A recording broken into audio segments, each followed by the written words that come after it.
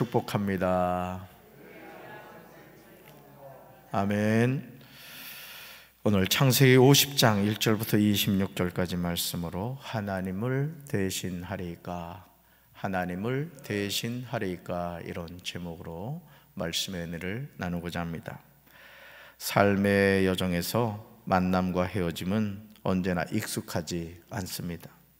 그러므로 우리는 만남의 소중함을 알고 살아야 합니다. 지금 나와 함께하는 그 누구라고 할지라도 언젠가는 이별해야 함을 깨닫고 서로를 존중하고 아껴주며 사랑하면서 살아야 할 줄로 믿습니다. 누군가의 말처럼 서로 사랑하며 살기에도 시간이 부족합니다. 우리는 이 기회를 선용해야 돼요. 서로에게 말 한마디를 하더라도 위로의 말, 격려의 말, 축복의 말, 사랑을 하면서 살아야 됩니다. 창세기 50장은 야곱의 아들 요셉이 아버지와 헤어지는 장면이 나옵니다. 특히 1절을 보시면 아버지 야곱이 가장 사랑했던 11번째 아들 요셉이 임종한 아버지를 대하는 내용이 나오죠. 1절 같이 읽습니다. 요셉이 그의 아버지 얼굴에 굽으려 울며 입맞추고. 아멘. 창세기 49장 33절에 보면 이렇게 나오죠. 야곱이 아들에게 명하기를 마치고 그 발을 침상에 모으고 숨을 거두니 그의 백성에게로 돌아갔더라. 돌아가신 그 아버지의 얼굴에 굽으려 울며 입맞추는 요셉의 모습을 한번 상상해 보세요. 아니, 저와 여러분이 육신의 장막을 벗었을 때 우리 자녀들이 아버지인 나를, 어머니인 나를 바라보면서 울고 있는 그 모습을 한번 여러분 상상해 보십시오. 요셉은 형들이 은 20에 자신을 노예로 팔아서 아버지 야곱과 무려 22년 동안 생이별을 해야 했습니다. 그렇게 사랑받는 아들이었는데 형들의 시기심 때문에 노예로 팔려가지고 아버지의 사랑을 더 받을 수 있는 그 소중한 때를 22년이나 잃어버리고 말았죠. 그 고통이 얼마나 컸겠습니까? 그런데 이제 아버지가 자신의 곁을 떠나는 것입니다. 요셉은 아버지 얼굴에 엎드려서 울며 입을 맞췄습니다. 그런 다음 2절을 보시면 요셉은 자기 종들과 의사들에게 명령하여 자기 아버지 이스라엘의 시신을 향료로 처리하도록 했습니다. 그래서 의사들이 이스라엘을 향로로 처리했습니다. 쉽게 말하면 미라를 만들었다는 얘기죠. 애굽이 이거 엄청 앞섰거든요. 의사들이 죽은 야곱의 시신을 향으로 처리하는데 무려 40일이 걸렸습니다. 애굽 사람들은 70일 동안 야곱을 위하여 곡하였습니다. 아버지 야곱의 곡하는 기한이 지났을 때 요셉은 바로에게 부탁을 합니다. 그 내용이 5절에 나오죠. 5절 같이 읽습니다. 우리 아버지가 나로 맹세하게 하여 이르되 내가 죽거든 가나안 땅에 내가 파놓은 묘실에 나를 장사하라 하였나니 나로 올라가서 아버지를 장사하게 하소서. 내가 다시 오리이다 하라 하였더니. 아멘. 지금 요셉이 바로에게 부탁하는 내용은 아버지 야곱을 가나안 땅에 장사하도록 해달라는 거죠. 바로는 요셉의 요청을 즉시 들어줍니다. 야곱의 장례가 얼마나 성대했는지 7절, 8절, 9절에 나옵니다. 요셉은 아버지 야곱의 장례를 최선을 다해서 모시는 것을 보게 돼요. 우리 같이 읽습니다. 요셉이 자기 아버지를 장사하러 올라가니 바로의 모든 신하와 바로 궁의 원로들과 애굽 땅의 모든 원로와 요셉의 온 집과 그의 형제들과 그의 아버지의 집이 그와 함께 올라가고 그들의 어린 아이들과 양떼와 소떼만 고센 땅에 남겼으며 병거와 기병이 요셉을 따라 올라가니 그 때가 심히 컸더라. 아멘. 아마 성경에 나오는 장례 가운데 야곱의 장례처럼 규모 있게 한 예는 없어 보입니다. 야곱은 험악한 세월을 보냈지만 하나님이 아들 요셉을 통하여 이런 은혜를 베풀어 주신 거죠. 야곱의 장래 행렬이 그때가 심히 컸다고 성경은 증언합니다. 야곱의 장래가 얼마나 엄청났던지 가나안 백성들이 아단마당의 애통을 보고 이는 애굽 사람의 큰 애통이라고 하여 그 땅 이름을 아벨 미스라임, 즉 애굽인의 곡함이라고 하였습니다. 12절과 13절을 보시면 야곱의 아들들은 아버지의 유언에 순종하는 것을 보게 됩니다. 그러니까 여러분, 어제도 제가 말씀드렸지만은 미리미리 여러분들이 자녀들에게 유언을 해놓으셔야 돼요. 유언을 써놓을 건 좀 써놓고 이렇게 해놔야 된다는 거죠. 12절과 13절 같이 읽습니다. 야곱의 아들들이 아버지가 그들에게 명령한 대로 그를 위해 따라 행하여 그를 가나안 땅으로 메어다가 마므레와 막벨라 밧굴에 장사하였으니 이는 아브라함이 해쪽 속 에브론에게 밭과 함께 사서 매장지를 삼은 곳이더라. 아멘. 야곱의 아들들이 아버지가 그들에게 명령한 대로 그를 위해 따라 행하였다는 거예요. 그러니까 미리 얘기를 해야 되겠어요? 안 해야 되겠어요? 미리 얘기를 해야 되는 거예요. 미리. 야, 아버지가 죽으면 이렇게 해라. 예? 저희 어머니는 무슨 얘기를 하시냐면 절대 내가 죽으면은 수위로 꽁꽁 묶지 말라는 거예요. 외할아버지 돌아가셨을 때 그게 아주 안 좋게 느껴졌나 봐요. 여러분, 이 염을 할 때 보면은 아주 꽁꽁 묶거든요. 아주. 근데 얼마나 꽁꽁 묶었는지 어머니가 그랬다 그래요. 울면서 좀 너무 꽁꽁 묶지 말라고. 효녀였죠. 아버지가 돌아가셨는데 그냥 얼마나 세게 묶었는지 그게 좋지 않으셨나 봐요. 그래서 저희한테 하신 말씀이 나는 죽으면 절대 그렇게 하지 말고 그냥 한복 입혀가지고 장례해달라고. 아직 뇌물은 쓰진 않으시는데 이제 그런 말씀을 이제 하셔요. 그러니까 미리 얘기해야 되겠어요? 안 해야 되겠어요? 미리 하셔야 돼요. 아셨죠? 그러지 않으면 꽁꽁 묶는다고 자식들이. 뭔 얘기하다 얘기해야. 하여간 지금 중요한 건 거예요. 미리 뭐 해야 된다? 자녀에게 유언을 해야 된다 이거예요. 아버지의 장례를 마친 후 요셉과 형제와 후상꾼과 함께 이제 애굽으로 돌아왔어요. 하지만 아버지 야곱의 부재는 요셉의 형제들에게 두려움을 가져다가 준 거예요. 아버지가 있을 때는 그래도 아버지가 그늘이 되어서 자신들이 행한 그 소행이 있잖아요, 그죠? 애굽의 총리인 동생 요셉에게 몹쓸 짓을 했단 말이에요. 그러니까 아버지가 계실 때는 그 아버지 믿고 그래도 편안하게 살았는데 이제 아버지가 안 계신 거예요. 겁이 나겠어요, 안 나겠어요? 이제 겁이 나는 거예요. 15절에 그 내용이 나오죠. 죄는 사람을 죄의 노예로 만들어버려요. 여러분, 왜 우리가 죄를 짓지 말아야 되냐면 죄를 짓고 나면 죄를 지을 땐 좋죠. 그 다음에는 죄가 우리를 다스립니다. 죄의 노예가 되고 말아요.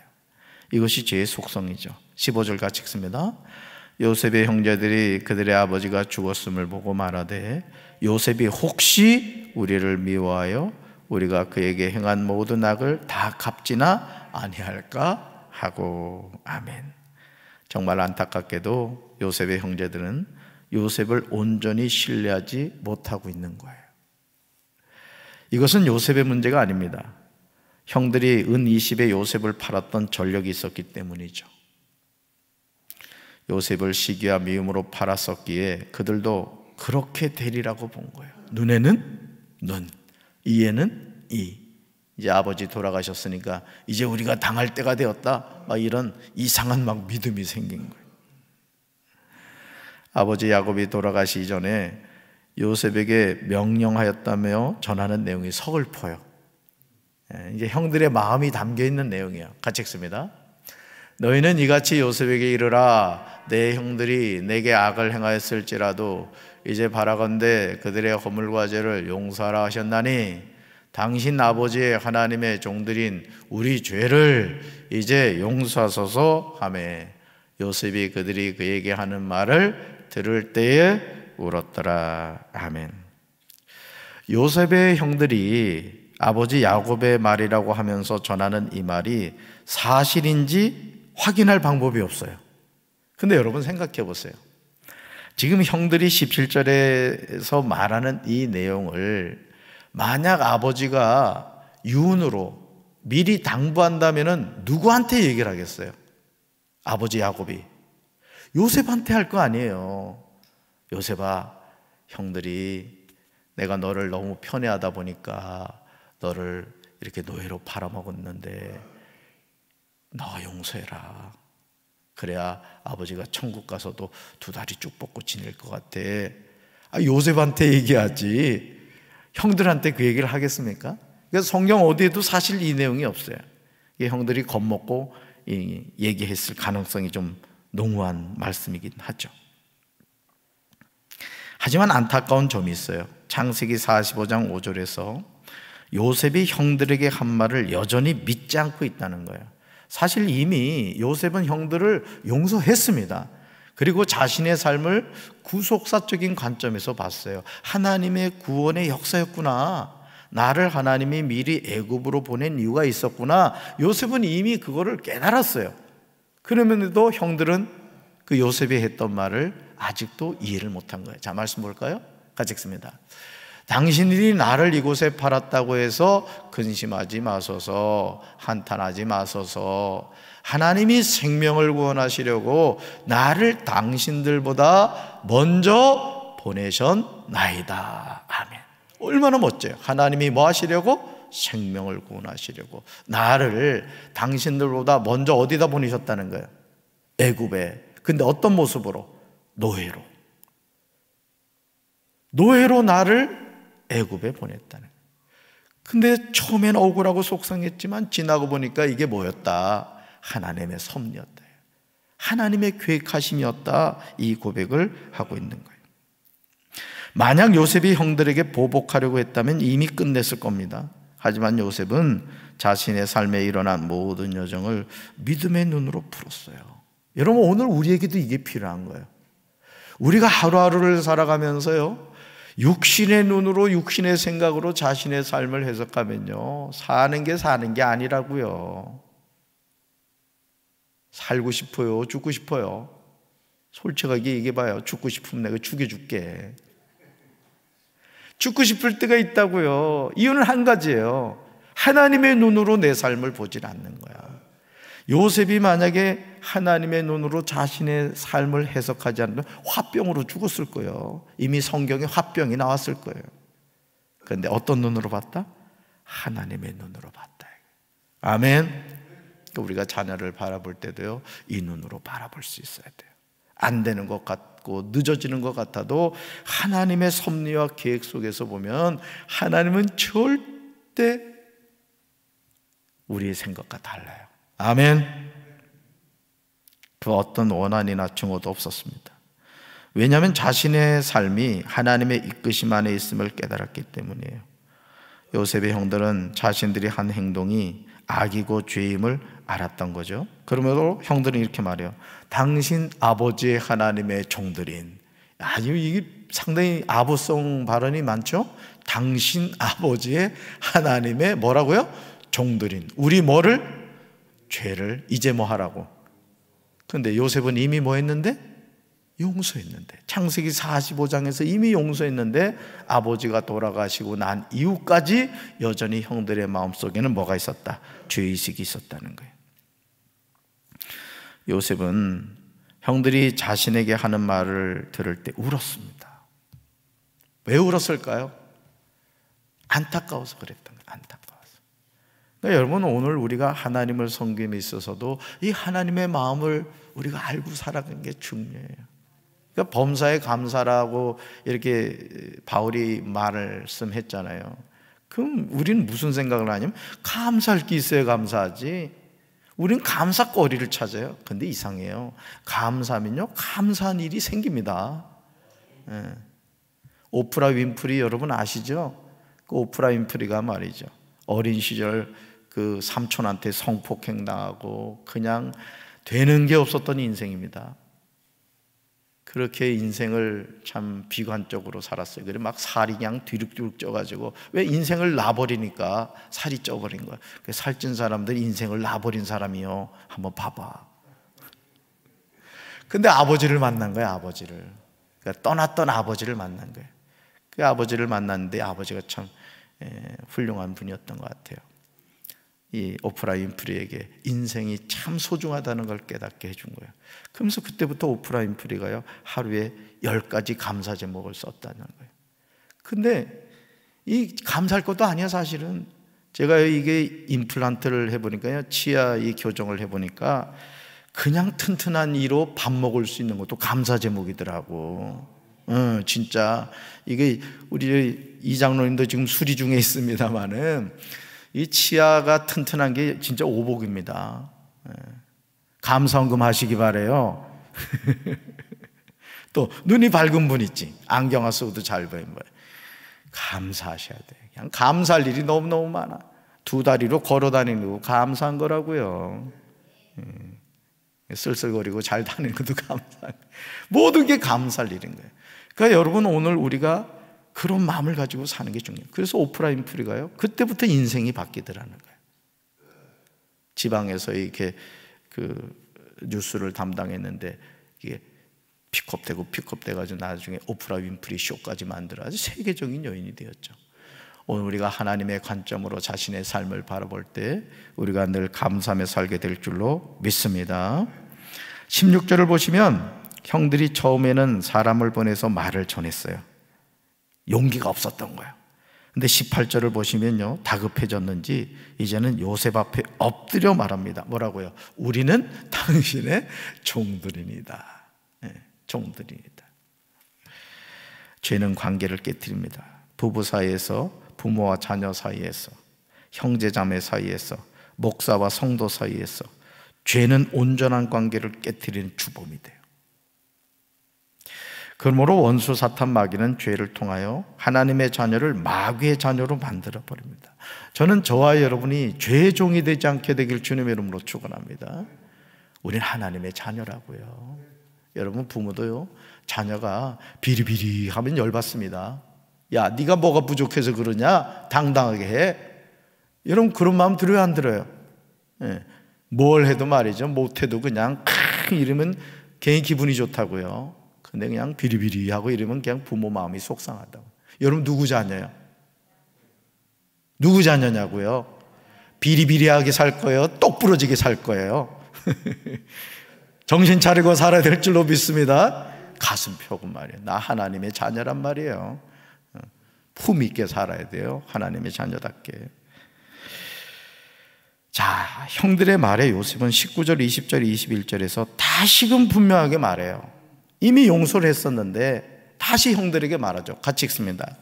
요셉이 그들에게 이르되 두려워하지 마소서. 내가 하나님을 대신하리까. 당신들은 나를 헤아려 했으나 하나님은 그것을 선으로 바꾸사 오늘과 같이 많은 백성의 생명을 구원하게 하시려 하셨나니 당신들은 두려워하지 마소서. 내가 당신들과 당신들의 자녀를 기르리이다 하고 그들을 간곡한 말로 위로하였더라. 아멘. 얼마나 멋진 고백입니까? 요셉은 형들에게 두려워하지 말라고 해요. 두려워하지 마세요, 형님들. 자신이 하나님을 대신할 수 없다고 고백해요. 뭐예요? 하나님의 섭리를 깨트리지 않겠다는 거예요. 내가 비록 노예로 애고해 왔지만 하나님의 뜻이 있었구나, 이걸 깨닫게 된 거예요. 저도 짧은 목회 여정을 이렇게 돌이켜보면 저희 아내에게 하나님이 그 말씀을 하시더라고요.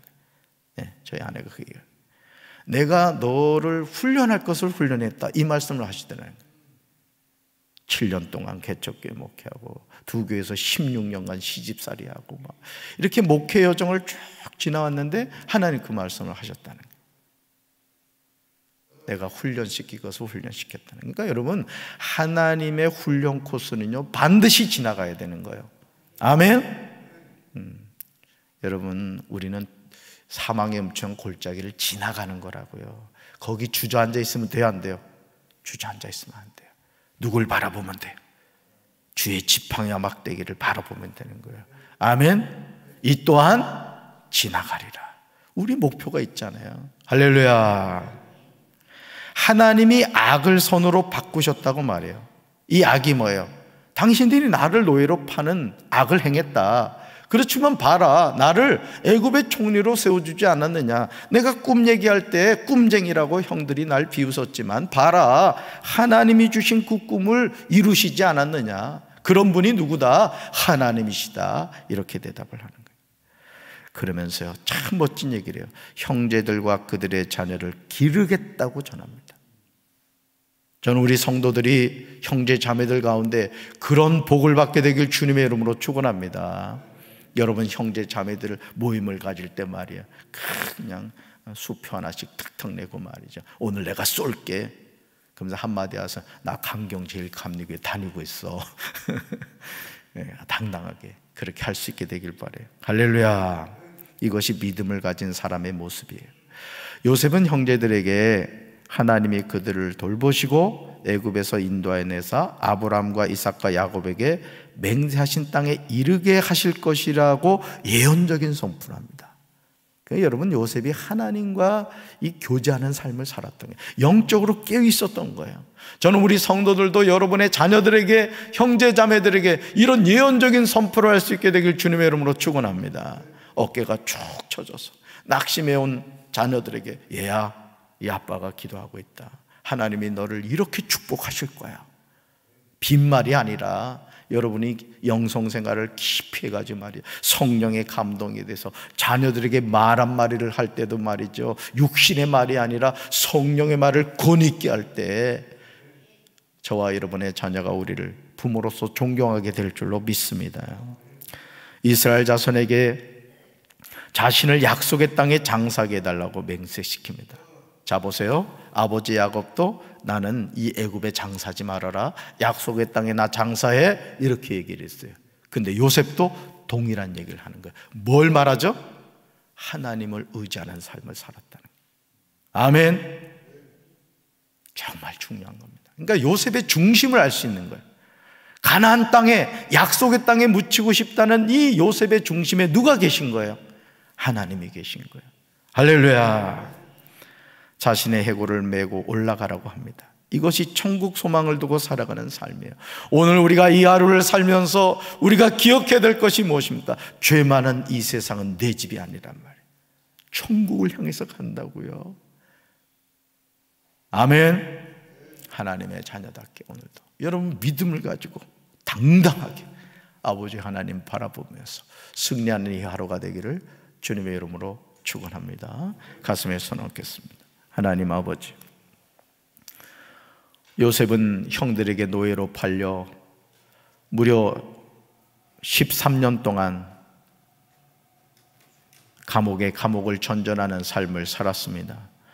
그럼에도 그는 하나님의 구속사적인 관점에서 자신의 삶을 볼 수 있었기에 형들에게 원한을 품지 않았고 보복하지도 않았습니다. 오늘 우리가 이 세상을 살아가면서 자신의 삶을 바라볼 때, 가정을 바라볼 때, 우리 교회를 바라볼 때, 우리 나라를 바라볼 때 육신의 눈으로 보고 있습니까? 영의 눈으로 보고 있습니까? 주여, 우리가 자신을 바라볼 때나 무엇을 바라볼 때나 하나님의 마음으로 영의 눈으로 볼 수 있도록 도와주시옵소서. 그래서 오늘 이 하루도 우리가 힘차게 살아가게 도와주시고 하나님의 자녀의 권세를 가지고 승리하며 살아가게 도와주시옵소서. 예수님 이름으로 간절히 축복하며 기도합니다. 아멘.